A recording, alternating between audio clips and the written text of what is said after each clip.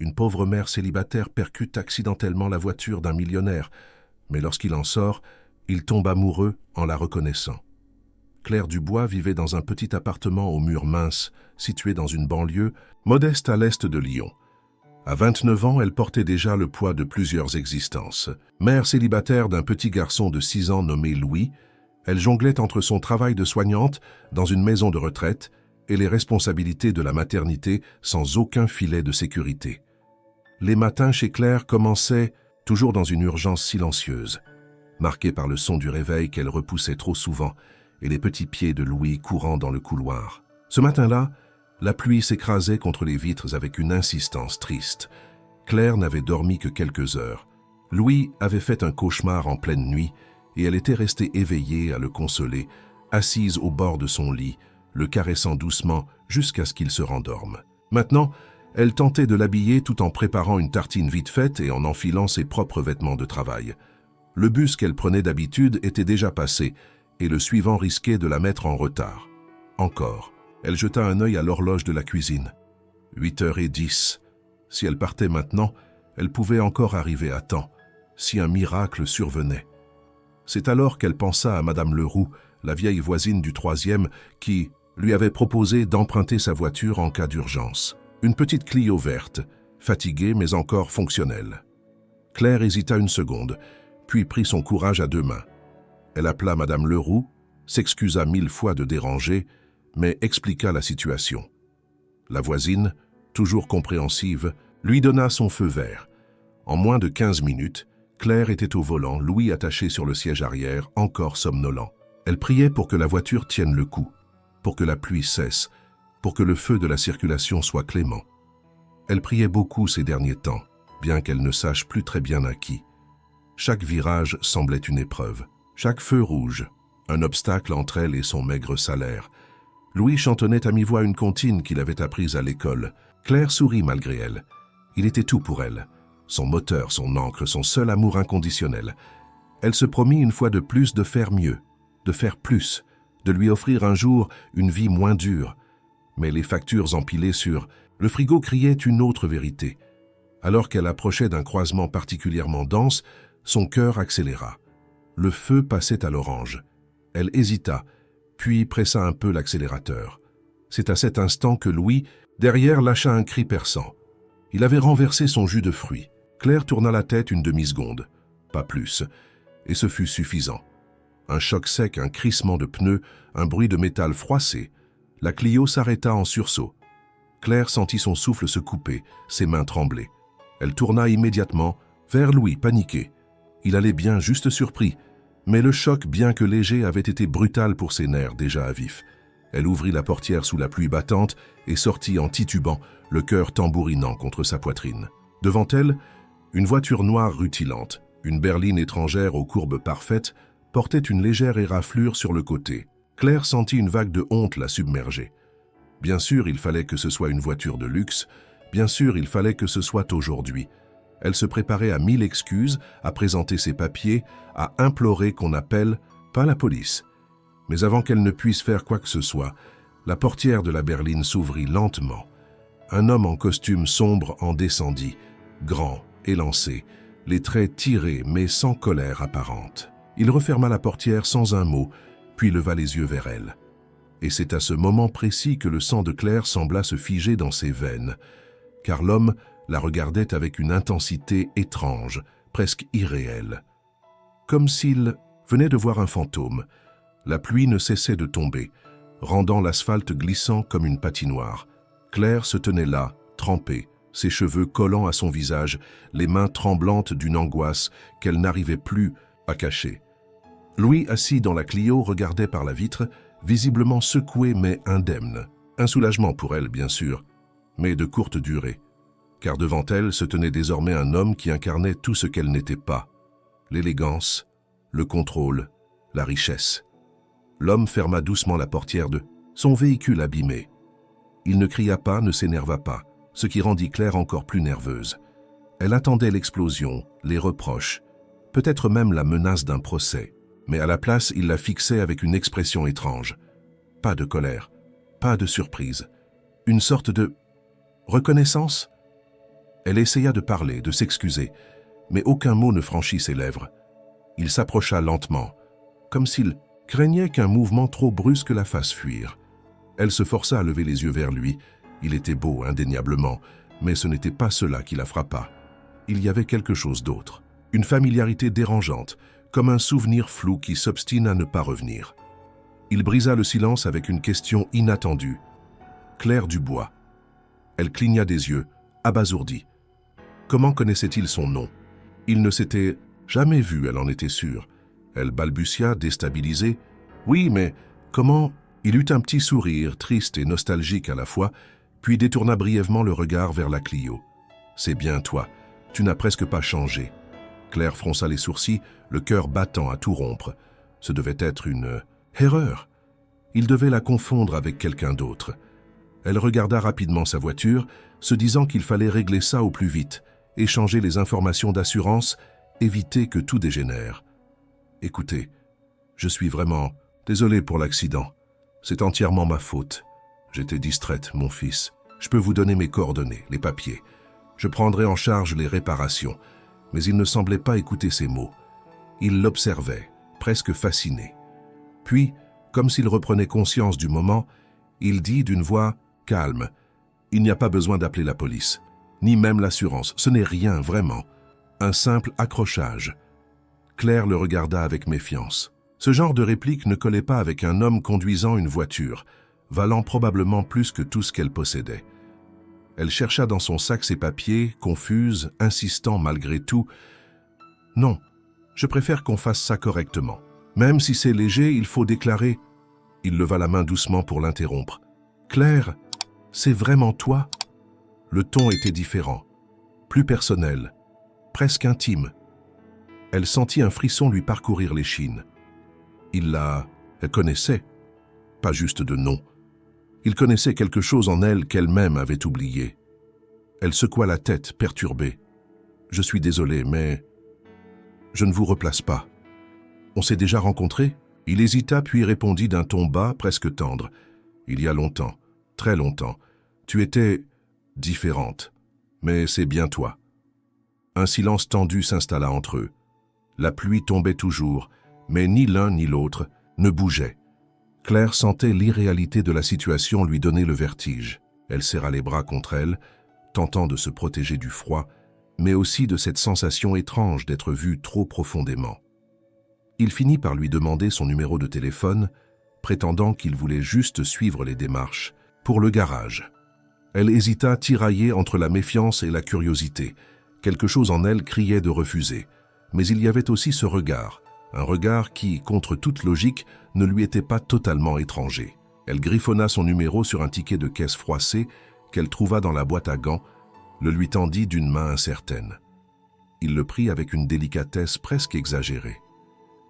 « Merci, Claire. Je te recontacterai. Bientôt. » Elle acquiesça machinalement, remonta dans la voiture et démarra, les mains encore tremblantes.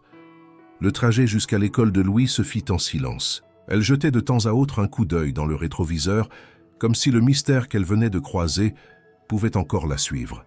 Lorsqu'enfin elle arriva à destination, elle se rendit compte qu'elle n'avait pas respiré profondément depuis qu'elle avait prononcé son propre nom. Le lendemain matin, la pluie avait laissé place à une lumière terne filtrant à travers les rideaux de l'appartement. Claire n'avait pratiquement pas dormi. Toute la nuit, elle avait revécu cette scène étrange au carrefour. L'impact léger, le regard troublant de l'homme, sa voix disant son nom comme une prière retrouvée. Elle s'était couchée en répétant les mots dans sa tête, en tentant de faire ressurgir un souvenir enfoui. Une explication, n'importe quoi. Mais rien ne venait. Louis, insouciant, avait déjà oublié l'accident. Il parlait de ses devoirs, de son copain Théo, de la maîtresse qui promettait une sortie au zoo. Claire, elle, tournait en boucle dans une autre réalité. Elle avait donné son numéro à un inconnu riche, apparemment célèbre, qui prétendait la connaître. Un homme qu'elle aurait dû reconnaître si ses affirmations étaient vraies. Mais elle ne savait rien de lui, sinon le fait qu'il conduisait une voiture hors de prix et qu'il avait le regard de quelqu'un qui avait traversé quelque chose avec elle. Vers 11 heures, alors qu'elle était en pause à la maison de Retraite, son téléphone vibra, numéro inconnu. Elle hésita puis répondit d'une voix hésitante. « Allô? Claire ?» Elle reconnut tout de suite cette voix, grave, douce, presque solennelle. Oui, c'est Étienne. Étienne. Moreau, elle se figea. Le nom cette fois fit écho, non pas dans sa mémoire consciente, mais dans une zone trouble, comme un nom entendu il y a très longtemps, dans un monde différent. Étienne. Elle l'essaya mentalement, comme on goûte un mot pour la première fois depuis l'enfance. Je me disais, si tu as un moment, j'aimerais te revoir, juste pour parler. Il y a des choses que j'aimerais te dire. Tu es libre ce soir? Elle faillit répondre non, par réflexe, mais quelque chose dans le ton de sa voix la retint. Elle n'avait rien à perdre. Ou plutôt, elle avait déjà tout perdu depuis longtemps. Peut-être qu'un peu de vérité ne ferait pas de mal. Elle accepta. Ils se retrouvèrent dans un petit café du centre de Lyon. Étienne était déjà là, installé à une table près de la vitre. Il se leva dès qu'il la vit entrer, la salua avec un mélange de respect et de nervosité. Claire, en le rejoignant, sentit son cœur battre plus fort. Il y avait quelque chose d'inexplicable chez lui, une gravité dans ses gestes, une attention dans son regard qui lui donna l'impression d'être au centre d'un souvenir trop longtemps oublié. Ils commandèrent un café chacun. Puis, Étienne la regarda longuement avant de dire « Tu ne te souviens vraiment pas de moi, n'est-ce pas ?» Elle secoua la tête, sincère. « Non, je suis désolé. » Il hocha la tête comme s'il s'y attendait. « On avait 8 ans, peut-être 9. On était dans le même orphelinat, à Villeurbanne. » Elle le regarda, interdite. Un voile se souleva lentement dans son esprit. Des murs beiges, un réfectoire bruyant, des lits alignés dans une grande salle, des visages d'enfants aux yeux trop calmes. Elle se revit, petite, silencieuse, repliant sur elle-même. Et puis, un garçon. Il poursuivit. « Tu avais des tresses et tu refusais de parler pendant des jours, mais tu m'avais donné un dessin un jour, une maison avec un soleil énorme au-dessus.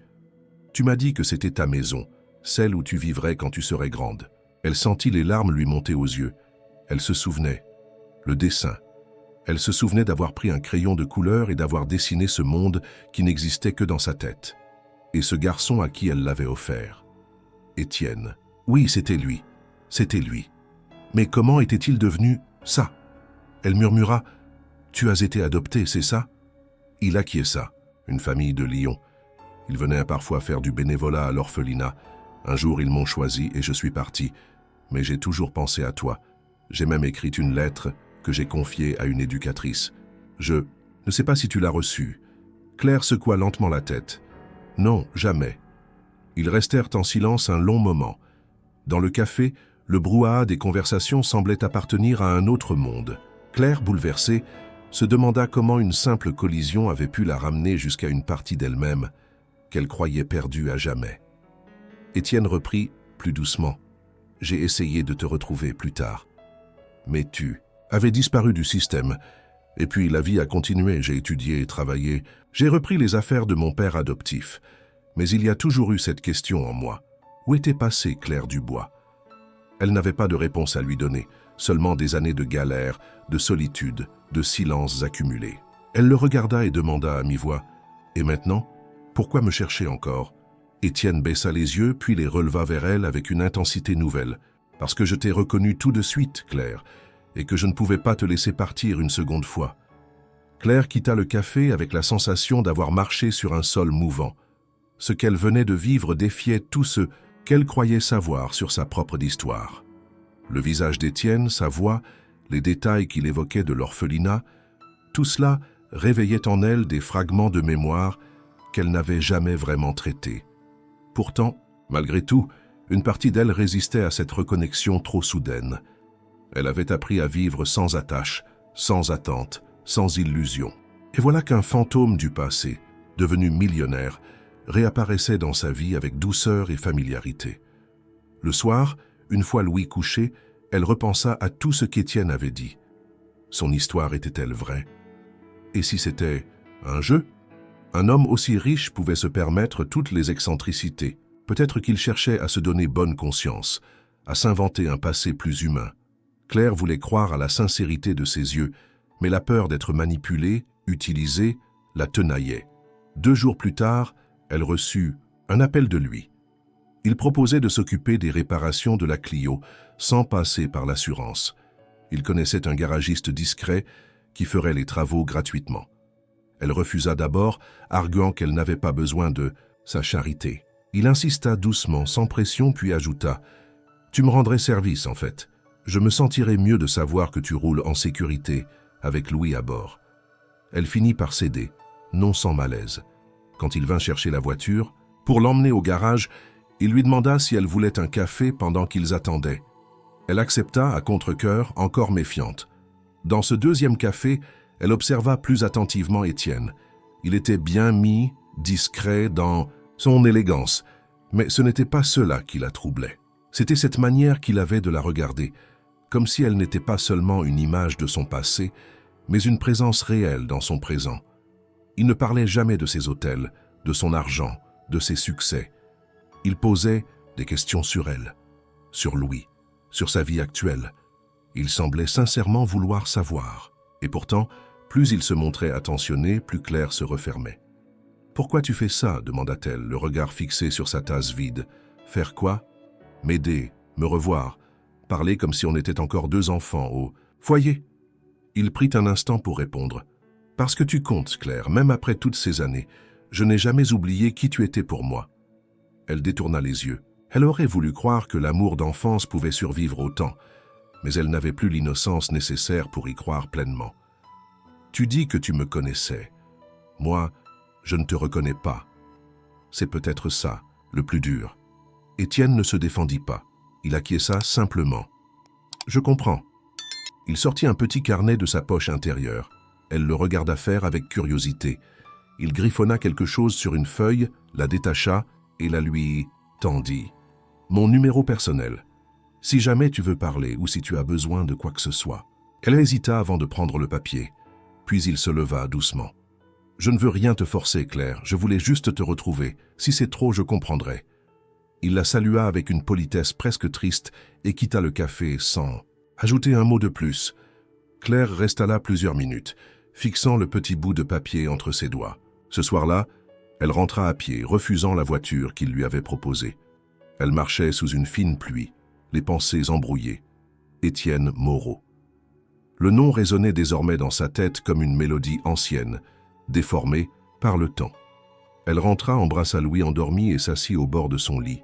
Le passé qu'elle croyait mort frappait à sa porte, et elle ne savait pas encore si elle devait ouvrir ou barricader l'entrée. Les jours suivants passèrent dans une brume étrange.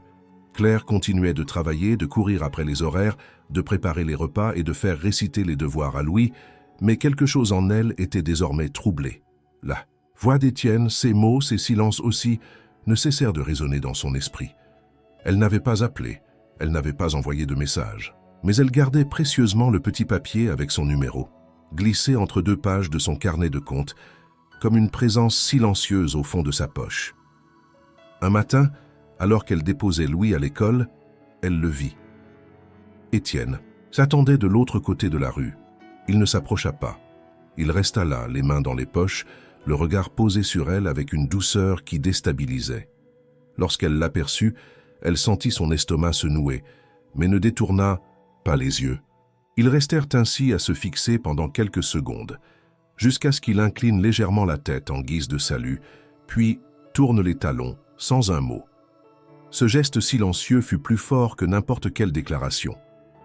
Plus tard, ce même jour, il lui envoya un message très simple. « Puis-je t'inviter à prendre un café ce week-end? Juste parler, rien d'autre. » Claire répondit « Oui », sans plus. Le samedi suivant, ils se retrouvèrent dans un petit salon de thé qu'elle avait choisi elle-même, comme pour garder le contrôle de la situation. Étienne arriva à l'heure exacte, comme s'il avait calculé chaque pas pour ne pas la faire attendre. Il s'assit en face d'elle, respectueux de la distance qu'elle imposait encore. Pendant les premières minutes, ils parlèrent peu. Il l'écouta. Elle raconta des bribes de sa vie, la perte de ses parents à 5 ans, les foyers successifs, les éducateurs qui changeaient sans cesse, les amis qu'on perdait à chaque déménagement.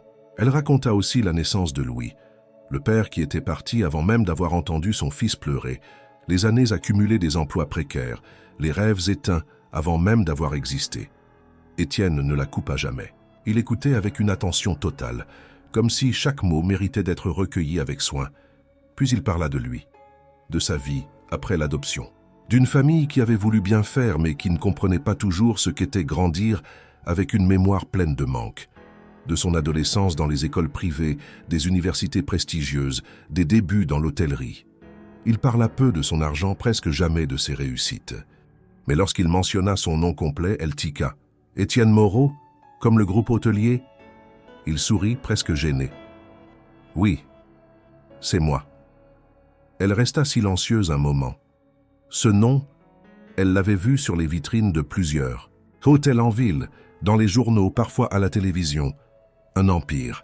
Et pourtant, l'homme en face d'elle ne ressemblait pas aux images de pouvoir qu'elle avait toujours associées à ce monde. Puis, doucement, il glissa un sujet qu'elle n'attendait pas. « Tu te souviens d'un garçon à l'orphelinat, celui qui passait son temps à dessiner des cartes imaginaires ?» Elle fronça les sourcils. Une image surgit, un garçon assis dans un coin, toujours penché sur une feuille. Elle s'en approchait parfois, curieuse. Il lui racontait que chaque carte était un pays qu'il créerait plus tard, des pays où les enfants seraient rois, où personne ne pleurerait jamais. « C'était toi ?»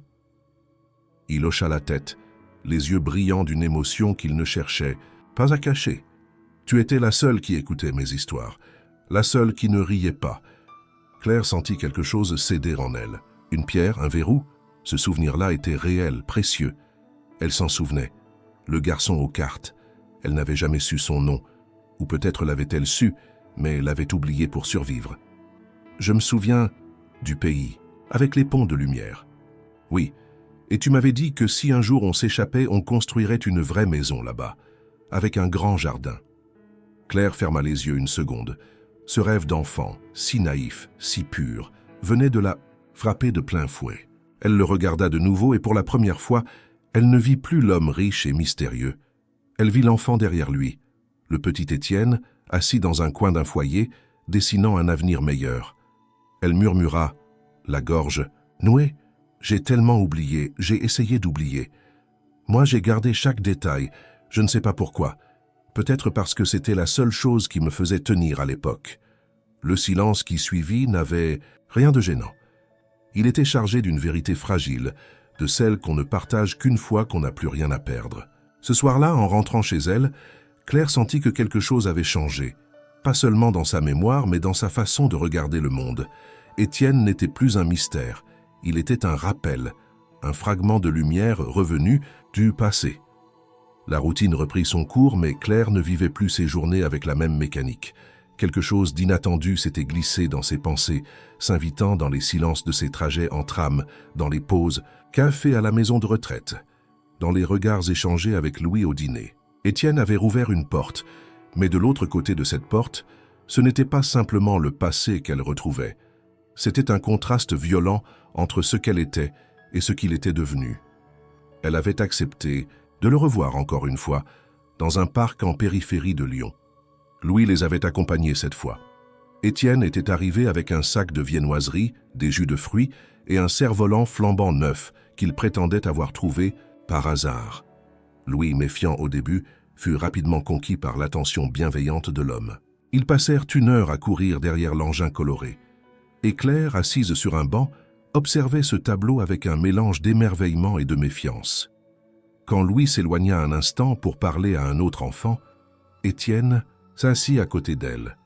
Il semblait heureux, détendu, mais quelque chose dans son attitude restait prudent, presque respectueux d'un périmètre invisible. « Je pourrais l'emmener au musée des sciences », dit-il doucement. « Il paraît qu'il adore les étoiles.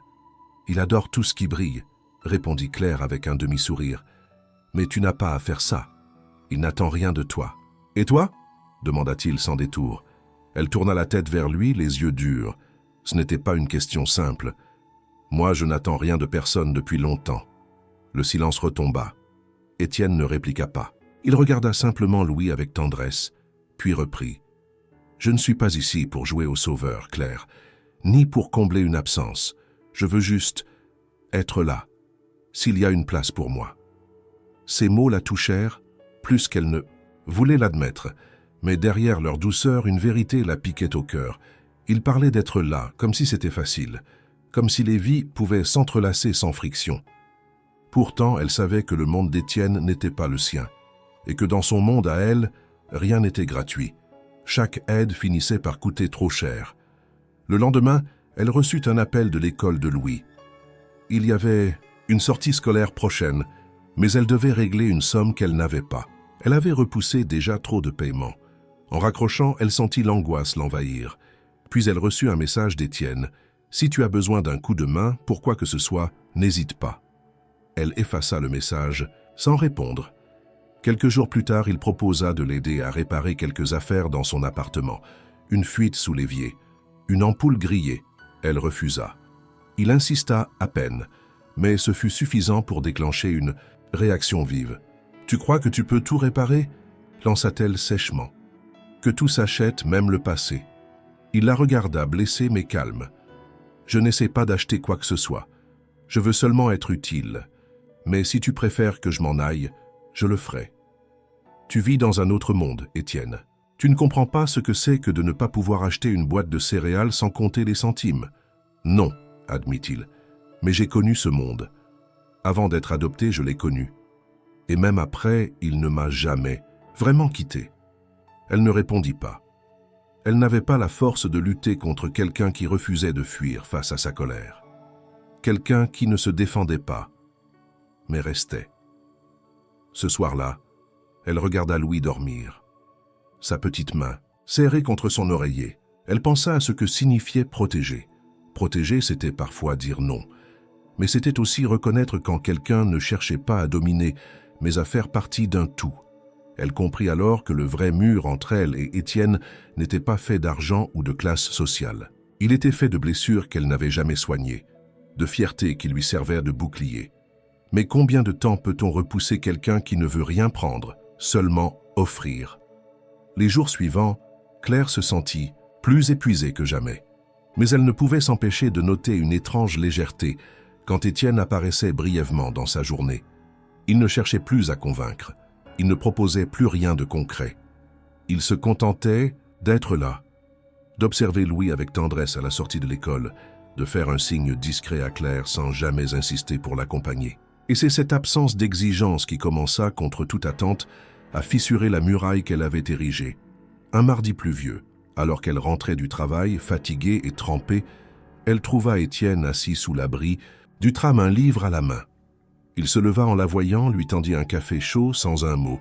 Elle hésita mais le prit. Ils restèrent là en silence, à écouter la pluie qui tambourinait sur le toit de métal. « Tu viens souvent ici ?» demanda-t-elle d'un ton qui se voulait neutre. « Juste quand je sens que la journée a peut-être été trop longue pour toi. » Claire ne sut quoi répondre. Le café était bon, l'attention encore meilleure. Étienne n'attendait rien. Il ne cherchait pas à être remercié. Il ne posait pas de questions indiscrètes. Il écoutait. Peu à peu, elle se surprit à lui parler. Par petites touches, comme on entr'ouvre une porte, elle lui raconta les difficultés au travail, les collègues qui murmuraient dans les couloirs, le directeur qui la regardait toujours avec une pointe de mépris.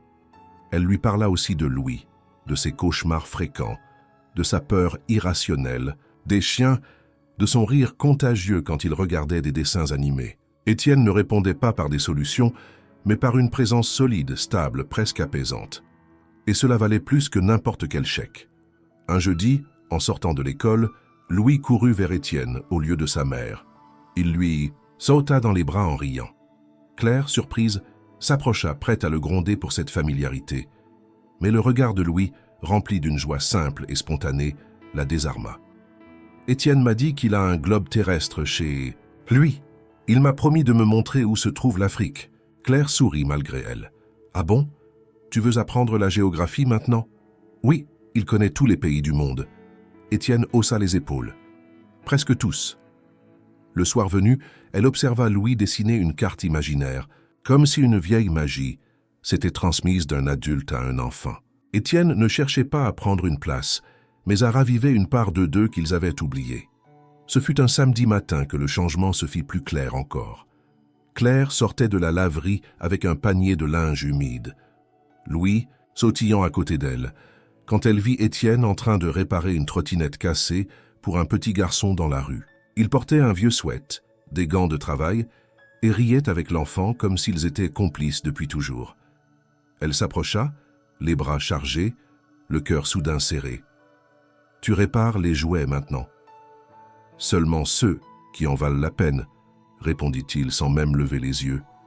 Elle resta là un instant, incapable de bouger. Ce n'était pas l'homme riche qu'elle avait rencontré après l'accident. C'était le garçon des cartes, le rêveur silencieux. Et surtout, c'était quelqu'un qui n'avait pas changé en devenant quelqu'un. Dans les jours qui suivirent, ils partagèrent plusieurs moments simples. Un pique-nique improvisé dans un square, une soupe chaude dans un petit bistrot de quartier, une conversation tardive dans le hall de l'immeuble. Étienne ne forçait rien. Il n'accélérait rien. Et c'était précisément cela qui, peu à peu, faisait tomber les dernières défenses de Claire. Elle commença à lui parler de choses plus profondes. Sa peur de l'attachement, le vide que laissait l'absence d'un père pour Louis, la honte de n'avoir jamais pu offrir mieux qu'un toit humide et des fins de mois en pointillés. Étienne écoutait, toujours.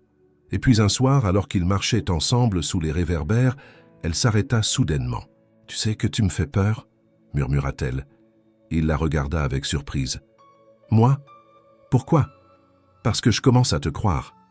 Et que ça, c'est dangereux pour quelqu'un comme moi. » Il ne répondit pas tout de suite. Puis il dit avec une douceur infinie. « Je ne suis pas une promesse, Claire, je suis juste là, et je resterai tant que tu voudras. » Elle acquiesça en silence. Ce n'était pas une déclaration, ce n'était pas une promesse, c'était une présence. Et pour la première fois depuis longtemps, Claire sentit que cela suffisait. L'hiver approchait doucement, et avec lui, les jours devenaient plus courts, plus durs à supporter. Le froid s'insinuait dans les murs de l'appartement, et les factures empilées sur le coin de la table semblaient gagner du volume à mesure que les semaines passaient. Claire avait gardé ses habitudes de lutte. Calculer chaque dépense, repousser les paiements, faire durer l'essence de la Clio que Madame Leroux lui prêtait encore parfois. Mais cette fois, quelque chose avait changé. L'épuisement n'était plus seulement physique, il s'infiltrait dans ses pensées, dans sa façon de regarder l'avenir. Louis tomba malade un dimanche soir, rien de grave au début, une fièvre légère, une toux tenace. Mais durant la nuit, son état empira. Claire resta éveillée, lui passant des linges frais sur le front, surveillant sa respiration. À 5 heures du matin, elle sut qu'elle ne pourrait pas aller travailler. Elle prévint son supérieur à la maison de retraite par message. Pas de réponse. Puis, vers 9 heures, elle reçut un appel bref, sec, définitif. « Vous avez déjà eu trop d'absence, Claire. On ne peut plus se permettre de couvrir vos retards. » Elle perdit son emploi en moins de 2 minutes. Claire s'effondra sur une chaise, le téléphone encore dans la main. Le monde sembla se rétrécir. Son cœur battait trop vite, sa gorge était sèche. Elle regarda Louis, endormi dans le canapé, et sentit une peur profonde, viscérale, s'emparer d'elle. Comment allait-elle payer le loyer ce mois-ci? Comment expliquer à son fils que la sécurité fragile qu'elle s'efforçait de maintenir n'existait plus? Elle resta des heures assise là, incapable de bouger. Étienne envoya un message dans l'après-midi, demandant des nouvelles. Elle ne répondit pas. Elle ne voulait pas de pitié, encore moins d'un sauveur. Ce n'était pas à lui de réparer ça. Le lendemain, elle commença à chercher du travail, n'importe quoi. Ménage, garde d'enfants, serveuse. Elle sortit, la tête baissée, frappant à des portes, déposant des CV qu'elle savait déjà trop modestes. Elle revint le soir vidée, les mains gelées, sans avoir trouvé la moindre opportunité. Elle évita Étienne toute la semaine. Il était passé une fois à l'école de Louis, mais elle avait demandé à une amie de le récupérer à sa place. Ce n'est que le samedi suivant qu'elle le vit de nouveau. Il l'attendait au pied de son immeuble, sans avertissement. Il avait l'air inquiet, mais pas fâché. Quand elle sortit, surprise, il ne dit rien immédiatement. Il la regarda simplement, longuement, puis dit « Tu ne réponds plus. J'ai cru que j'avais fait quelque chose de mal. » Elle soupira. « Non, ce n'est pas toi, c'est tout le reste. » Il s'approcha lentement. « Qu'est-ce qui se passe, Claire ?» Elle hésita, puis les mots sortirent, sans filtre. « J'ai perdu mon travail. Le loyer va être en retard. J'ai fait le tour de tous les quartiers avec mon CV, mais personne ne cherche une ancienne aide-soignante avec un enfant malade. Et je n'ai pas envie que tu me proposes de tout résoudre avec ton argent. » Il la regarda sans flancher. Sa voix fut calme, posée. « Je ne vais rien proposer, je voulais juste savoir, te voir, être là. Elle détourna les yeux, les larmes, au bord des paupières. Tu crois que c'est facile pour moi de te laisser rentrer? Tu crois que je peux juste accepter ton aide comme si je n'avais pas passé des années à tout faire toute seule? Non, dit-il simplement. Je sais que ce n'est pas facile, mais je ne veux pas t'aider pour te sauver. Je veux t'aider parce que tu comptes pour moi. Pas parce que tu es faible, mais parce que tu es forte. Trop forte parfois. Claire resta figée. Cette dernière phrase résonna en elle comme une note qu'elle n'avait jamais entendue. Trop forte. Comme si cette force, ce mur qu'elle entretenait avec tant d'ardeur, était à la fois une qualité et un piège. Elle baissa les épaules, épuisée. « Je n'ai pas la force de me battre encore. »« Alors ne te bats pas seule. » Elle releva les yeux. Étienne tendait la main, pas pour qu'elle la prenne, mais pour qu'elle sache qu'elle pouvait le faire. Ce soir-là, elle ne le repoussa pas.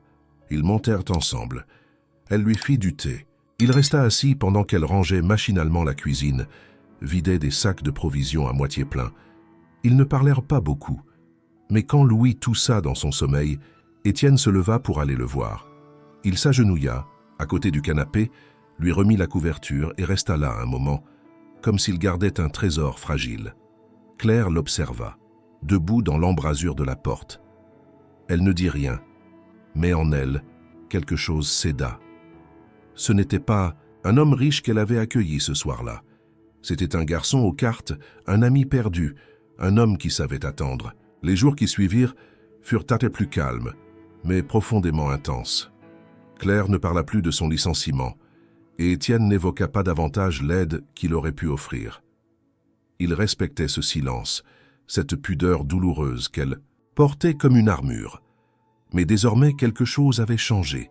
Il venait souvent, jouait avec Louis, dînait parfois avec eux et repartait sans jamais s'imposer. Il était devenu, sans forcer, une présence constante dans ce petit monde qu'elle avait si longtemps tenu à l'écart. Un dimanche, alors qu'un rayon de soleil rare perçait les nuages, Louis s'amusait à retourner les tiroirs du buffet de l'entrée. Claire, absorbée dans la préparation du déjeuner, lui cria de faire attention, mais l'enfant ne répondit pas. Un silence étrange s'installa, puis une voix douce. « Maman, c'est toi ça ?»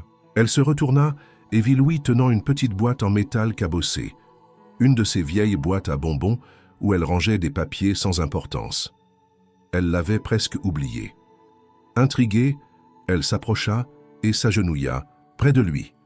À l'intérieur, des photos fanées, quelques dessins d'enfance, un bracelet cassé et une enveloppe jaunie, jamais ouverte. Elle la prit, le cœur battant. L'écriture sur le devant était tremblante, d'une main d'enfant, pour Claire, de la part d'Étienne. Son souffle se coupa. Elle l'ouvrit avec précaution. À l'intérieur, une lettre écrite au crayon gris, avec des mots maladroits, des lettres mal formées. « Chère Claire, je vais partir demain avec des gens gentils. Ils disent dès qu'ils vont m'emmener dans une maison avec un jardin. Je voulais te dire au revoir, mais tu dormais. Je voulais aussi te dire merci pour ton dessin. Je l'ai gardé dans ma poche tout le temps. Si tu veux un jour, tu peux venir, vivre dans ma maison avec moi. Je penserai à toi tous les jours, je te le promets.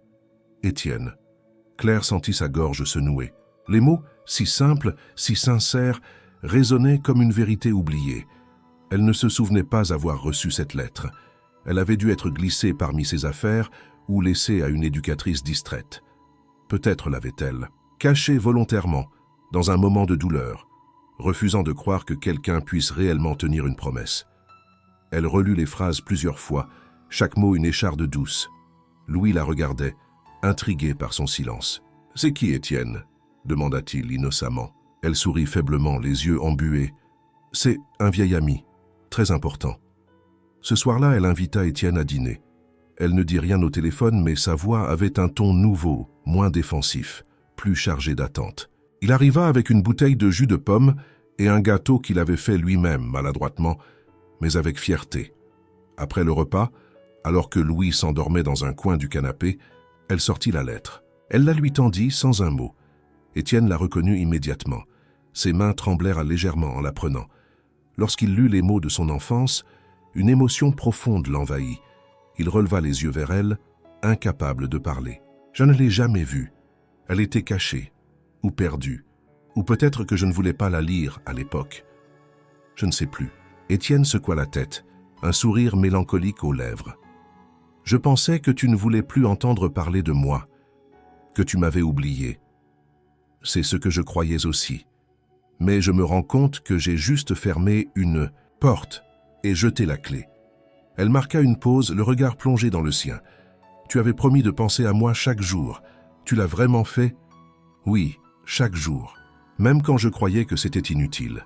Un silence lourd de sens s'installa entre eux, puis Claire souffla.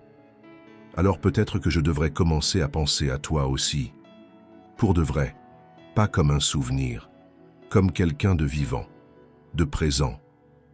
Étienne ne répondit pas tout de suite. Il regarda Louis endormi, le visage paisible, puis revint à Claire. Il posa doucement la lettre sur la table, comme on referme un chapitre sans jamais le détruire. C'est tout ce que je voulais. Être ici. Maintenant. Ce soir-là, Claire comprit que le passé ne l'avait jamais quitté. Il s'était simplement déguisé en absence, et à présent il avait un visage, une voix, une chaleur. Étienne ne lui avait jamais demandé de choisir. Il avait seulement attendu qu'elle soit prête à se souvenir. L'automne glissait lentement vers l'hiver, et avec lui, les journées devenaient plus sombres, plus silencieuses. L'enfance de Claire lui revenait par vagues depuis la découverte de la lettre. Elle repensait aux dortoirs froids, aux éducateurs pressés, aux anniversaires oubliés. Mais parmi ses souvenirs ternes, la figure d'Étienne brillait désormais comme une lueur stable. Ce n'était plus une image floue de son passé, mais une présence ancrée dans son quotidien. Un mercredi, alors qu'elle venait de récupérer Louis à l'école, elle trouva Étienne l'attendant au coin de la rue. Il souriait, comme à son habitude, calme, rassurant, les mains dans les poches. Il proposa de les emmener manger une crêpe. Louis sauta de joie. Claire accepta. Pendant le repas, Étienne parla d'un projet qu'il avait depuis quelque temps. Ouvrir un nouvel hôtel dans un quartier plus populaire de Lyon, un établissement plus petit, plus humain, où les clients ne seraient pas seulement des voyageurs de luxe, mais aussi des familles ordinaires. Il parla de vouloir créer quelque chose d'authentique, accessible. Claire l'écoutait, intriguée. Ce n'était pas le discours d'un homme d'affaires en quête de profit. C'était celui d'un homme qui cherchait du sens. Puis, à la fin du repas, alors que Louis dessinait sur une serviette avec un vieux crayon de couleur trouvé dans la poche d'Étienne, celui-ci la regarda avec sérieux. « Je vais être franc avec toi. Il y a un poste à pourvoir dans ce nouvel hôtel, responsable des services de proximité. Cela consiste à coordonner les demandes des clients, superviser les aides à domicile, gérer le lien humain plus que le luxe. Tu as exactement le profil. Tu as l'empathie, la rigueur, l'expérience. Je veux que ce soit toi. » Claire sentit son estomac se nouer. Elle ne répondit pas tout de suite. Étienne n'insista pas. Il savait que chaque proposition pouvait paraître comme une tentative de contrôle, une corde tendue entre gratitude et dépendance. Ils rentrèrent ensemble. Le soir, après avoir couché Louis, Claire resta longtemps assise devant la fenêtre, regardant les lumières de la ville danser au loin. Elle tenait entre ses doigts une feuille imprimée, la description du poste. Étienne la lui avait laissée en partant, sans insistance. L'offre était sérieuse. Le salaire modeste pour son niveau de gestion, mais suffisant pour sortir de la précarité. Il y avait même une possibilité d'évolution. Mais au-delà des chiffres, ce qui l'effrayait, c'était l'implication. Accepter ce poste, c'était accepter de faire partie de quelque chose, d'un projet, d'un lien avec Étienne. Et ça, c'était une autre sorte de vulnérabilité. Elle se tourna vers la chambre de Louis. Il dormait, paisible. Elle pensa à ce qu'il gagnerait si elle osait franchir cette ligne. Une stabilité, un cadre, un exemple. Mais elle pensa aussi à ce qu'elle perdrait peut-être, cette certitude de n'avoir de compte à rendre à personne. Le lendemain, elle appela Étienne. « On peut se voir ?» demanda-t-elle, la voix tendue. Ils se retrouvèrent dans le petit café de leur deuxième rencontre. L'endroit était devenu un repère silencieux. Elle n'apporta pas la feuille du poste. Elle n'en avait pas besoin. « Tu as réfléchi ?» dit-il doucement. Elle hocha la tête. « Oui, j'ai réfléchi à tout, à ce que tu proposes, à ce que ça implique. Et j'ai peur. Pas du travail. Je sais que je peux le faire, mais j'ai peur de ce que ça signifie entre nous. » Étienne ne répondit pas. Il attendait qu'elle aille au bout. « J'ai passé tellement d'années à me débrouiller seul, à dire non même quand j'avais besoin. parce que je pensais que dire oui, c'était perdre ma liberté, ma dignité. Et toi, tu arrives avec ta gentillesse, ta patience, ton passé commun. C'est déstabilisant. Elle inspira profondément. Mais je crois que ce n'est pas une dépendance ce que tu m'offres. C'est un choix, un vrai, entre adultes, entre deux personnes qui savent d'où elles viennent. Et moi, aujourd'hui, je choisis d'essayer, de te faire confiance et d'accepter ce poste. Étienne sourit, mais ce n'était pas un sourire triomphant. C'était un sourire soulagé, discret, sincère. Tu ne le regretteras pas, Claire. Je te le promets. Je ne veux pas de promesses, répondit-elle. Je veux juste de la constance, de la vérité et de la place pour continuer à respirer. Alors tu auras tout ça. Ils restèrent là un moment sans dire un mot. Le monde autour d'eux continuait de tourner, bruyant et insensible. Mais à cette table, dans ce café oublié du centre-ville, deux êtres s'étaient retrouvés pour de bon. L'hiver s'était installé définitivement à Lyon. Les trottoirs gelaient aux premières heures du matin et les toits des immeubles étincelaient sous une fine couche blanche. Pour Claire, cette saison n'avait jamais été synonyme de renouveau. Mais cette année, quelque chose avait changé. Elle avait commencé son nouveau poste dans l'un des hôtels d'Étienne, non sans appréhension. Pourtant, chaque jour lui prouvait qu'elle avait fait le bon choix. Le personnel l'avait accueillie avec respect, sans trace de favoritisme. Étienne avait pris soin de ne jamais intervenir devant les équipes. Il lui avait laissé de l'espace, mais elle sentait sa confiance à travers chaque décision qu'il validait, chaque message bref mais précis qu'il lui envoyait après ses rapports de fin de journée. Louis, de son côté, s'était acclimaté rapidement à sa nouvelle école, plus proche de l'hôtel. Il parlait souvent d'un camarade avec qui il jouait à inventer des pays imaginaires. Claire souriait intérieurement chaque fois qu'il en parlait. Étienne lui avait transmis quelque chose sans même s'en rendre compte. Un soir, en rentrant d'une longue journée, Claire trouva un carton devant la porte de son appartement. Aucune note, aucun expéditeur. À l'intérieur, un globe terrestre ancien, aux couleurs passées, avec des petits drapeaux plantés un peu partout. Sur chacun d'eux, un nom. Pays des rires, île des câlins avant le coucher, territoire de maman et Louis. Elle sut immédiatement d'où cela venait. Elle sourit, émue, mais ne dit rien. Elle n'avait pas besoin de remerciements ni de démonstrations. Ce geste silencieux valait plus. Quelques jours plus tard, un événement important eut lieu. Étienne inaugurait officiellement le nouvel hôtel dans le quartier de la Croix-Rousse, un lieu moderne mais chaleureux, pensé pour les familles et les voyageurs modestes. Claire avait participé à l'organisation, mais elle n'avait pas réalisé l'ampleur de la soirée avant d'y entrer. Des journalistes, des responsables municipaux, des partenaires internationaux, tout le monde semblait vouloir une minute avec Étienne Moreau.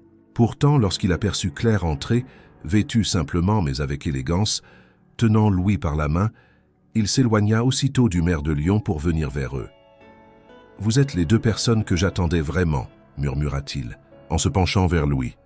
Claire, gênée, voulut s'éclipser rapidement, mais Étienne insista pour leur faire visiter l'espace pour enfants qu'il avait fait installer dans l'hôtel. Une petite bibliothèque, des coussins, des jeux éducatifs, un mur de craie pour dessiner. Louis s'y installa immédiatement, fasciné. Ils s'éloignèrent un peu, et Claire, en regardant autour d'elle, sentit une étrange pression dans la poitrine. Cet endroit avait été construit avec soin, avec une vision qu'elle n'aurait jamais cru retrouver dans le monde froid de l'hôtellerie de luxe. Elle se tourna vers Étienne. « Pourquoi ici, dans ce quartier ? Tu avais parlé de Sens. Mais il y a autre chose, non ?» Il resta silencieux quelques secondes, puis répondit « On m'a proposé un poste à Paris, une direction générale. Il y a 3 mois, juste avant de te revoir. » Claire fronça les sourcils. « Et tu as refusé ?»« Oui, mais pourquoi ?» Il la fixa droit dans les yeux. « Parce que je t'avais retrouvé et que j'ai compris que je ne voulais plus bâtir des choses seule. Je voulais construire ici, avec vous. » Claire fut prise de court. Étienne n'avait jamais dit cela. Il n'en avait jamais laissé paraître l'ombre d'un reproche ou d'une attente. Elle sentit son cœur se serrer, comme si elle réalisait soudain qu'elle n'avait jamais eu à se protéger contre lui, qu'il avait attendu, qu'il l'avait choisi, mais sans jamais la réclamer. Elle détourna les yeux, émue. Étienne ne chercha pas à en faire plus. Il lui laissa ce moment. Plus tard, alors qu'il quittait la réception et que Louis s'endormait dans ses bras, Claire marcha lentement aux côtés d'Étienne dans les rues encore illuminées de la Croix-Rousse. Ils ne parlèrent pas, mais leurs pas étaient synchrones, comme s'ils avaient enfin trouvé leur rythme. Elle s'arrêta soudain et le regarda. « Tu sais ce que tu viens de faire ? » ?»« Quoi donc ? » ?»« Tu viens de me montrer que ce n'est pas moi qui suis resté en arrière toutes ces années. C'est juste que je n'avais pas encore trouvé la bonne direction. » Étienne sourit sans répondre. Il savait que ces mots venaient de loin et qu'il n'était que le début d'un chemin nouveau. Les mois suivants glissèrent dans une douce continuité, comme si le chaos initial avait laissé place à un nouveau monde, plus silencieux, plus stable. Claire, autrefois habituée à l'urgence quotidienne, se découvrait une routine sans lutte permanente. Le réveil avait cessé d'être une alarme de panique. Il était devenu le signal d'un jour où quelque chose d'agréable pouvait se produire. Elle avait désormais ses repères dans l'hôtel.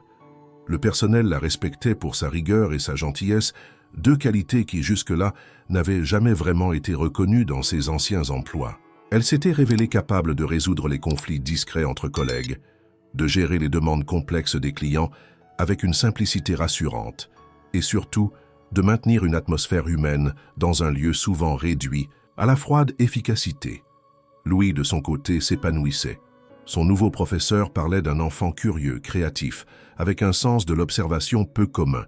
Il avait même commencé à écrire de petites histoires, inspirées des contes qu'Étienne lui racontait parfois le soir, lorsque celui-ci passait dîner avec eux. Il les écrivait dans un cahier qu'il appelait le carnet du pays magique, clin d'œil inconscient aux cartes de l'enfance d'Étienne. Claire observait tout cela avec un mélange de gratitude et d'étonnement. Elle n'aurait jamais cru qu'une vie aussi simple puisse contenir tant de chaleur. L'appartement n'avait pas changé, mais quelque chose en elle s'était transformé. Il n'y avait plus ce poids constant dans sa poitrine, cette peur diffuse de l'avenir. Il y avait un espace nouveau, celui du présent partagé. Un soir, alors qu'ils dînaient tous les trois, Louis demanda soudain « Est-ce qu'Étienne va habiter avec nous un jour ?» Claire faillit s'étrangler avec une bouchée. Étienne, lui, éclata d'un rire sincère, presque surpris. « C'est une grande question, ça, » dit-il en regardant Claire avec amusement. « Il faut demander à ta maman. » Claire, rouge de surprise, répondit après un court silence. « On verra, Louis. On prend notre temps. »« Mais vous vous aimez, non ?» insista-t-il. Elle posa doucement sa main sur celle de son fils. « Oui, mon cœur, on s'aime.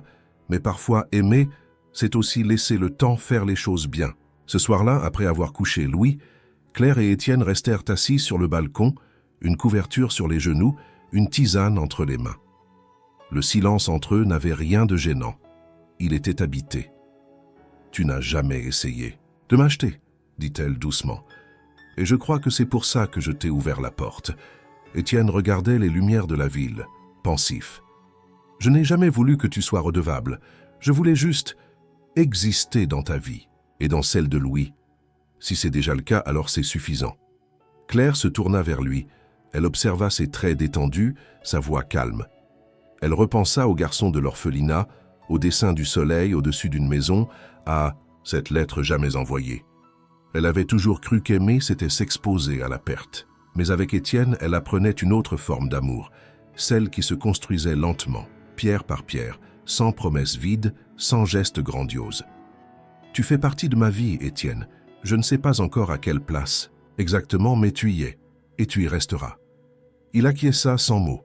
Quelques jours plus tard, elle reçut un petit colis livré au travail.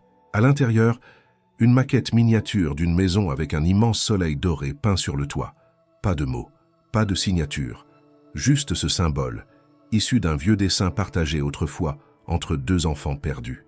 Claire le posa sur l'étagère du salon. Louis la regarda faire. « C'est notre maison à nous ?» demanda-t-il. « Pas encore, mais un jour peut-être, car désormais Claire ne survivait plus. Elle vivait. Et chaque jour, cette vie prenait la forme d'un foyer où l'on riait, où l'on tombait parfois, mais où l'on se relevait ensemble. Le printemps était revenu à Lyon, lavant les rues de la grisaille de l'hiver et apportant avec lui un renouveau que Claire ressentait jusque dans sa respiration. Le rythme de sa vie s'était apaisé sans jamais devenir immobile. Il y avait encore les courses à faire, les réveils trop matinaux, les réunions imprévues à l'hôtel, mais tout cela s'enchaînait avec une fluidité douce, comme si chaque pièce avait trouvé sa place dans un puzzle longtemps éparpillé. Louis avait grandi. Il parlait désormais d'astrophysique, de volcans et de vouloir construire une planète où personne ne se dispute jamais. Claire l'écoutait avec amusement, tout en jetant un regard complice à Étienne, qui prenait note mentalement de chaque idée pour l'offrir plus tard sous forme de livres, de jeux ou simplement de moments partagés. Ce samedi-là, le ciel était dégagé, la température tiède, presque estivale. Claire avait proposé une sortie en famille à la vieille foire du quartier de la Croix-Rousse. Louis adorait les manèges, les pommes d'amour et les marionnettes. Étienne, quant à lui, y retrouvait un plaisir simple, loin des dîners de gala et des réunions stratégiques de son entreprise. Il portait un sac en bandoulière d'où dépassait un livre pour enfants et un carnet de croquis. Il marchait lentement, bras dessus, bras dessous, Claire et Étienne, pendant que Louis courait quelques mètres devant, agitant une petite girouette en plastique bleu. Autour d'eux, les odeurs de sucre chaud, les éclats de rire d'enfants, les musiques joyeuses faisaient vibrer l'air. Claire se laissait envahir par cette ambiance de fête populaire, celle qui ne coûte presque rien mais qui donne tout. À un moment, Louis s'arrêta devant un stand de photographes ambulants. Il y avait un vieux décor en bois peint, représentant une campagne imaginaire, et des chapeaux pour se déguiser. L'enfant insista. « On fait une photo tous les trois. » Claire voulut refuser par réflexe. Mais Étienne accepta immédiatement. Ils prirent place devant le décor. Louis mit un chapeau de pirate, Étienne un nœud papillon ridicule, Claire un serre-tête à fleurs. Le flash claqua. Le photographe leur tendit la photo imprimée sur place. Ils y étaient, tous les trois, riant sans retenue, figés dans une bulle de bonheur inattendue. Claire regarda la photo longtemps. Puis, elle glissa, sa main dans celle d'Étienne et murmura « Tu sais, je pensais que tout ce que j'avais vécu était une série d'accidents, des pertes, des départs, des erreurs. Et même notre rencontre sur cette route, je croyais que c'était juste un malheur de plus. » Étienne tourna la tête vers elle, attentif. « Et maintenant ?» Elle serra doucement ses doigts, autour des siens. « Maintenant, je me dis que ce n'était pas un accident, que c'était peut-être exactement ce qui devait arriver. Pas pour te retrouver, mais pour me retrouver aussi, et pour qu'on construise enfin ce qu'on n'a jamais eu. » Il ne répondit pas tout de suite. Il regardait Louis qui dansait maintenant autour d'un stand de ballons. « Tu as raison. Ce n'était pas un hasard. C'était un retour. Un moment qu'on avait mis toute une vie à rejoindre. » Claire s'approcha un peu plus. Elle posa sa tête sur son épaule.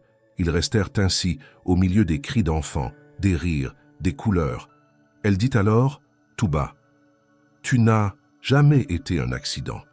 Tu es ma plus grande coïncidence nécessaire. » Étienne sourit. Il ne dit rien, il n'avait pas besoin. Tout était là, dans ce moment suspendu, dans cette photo, dans cette main serrée, dans cet enfant heureux.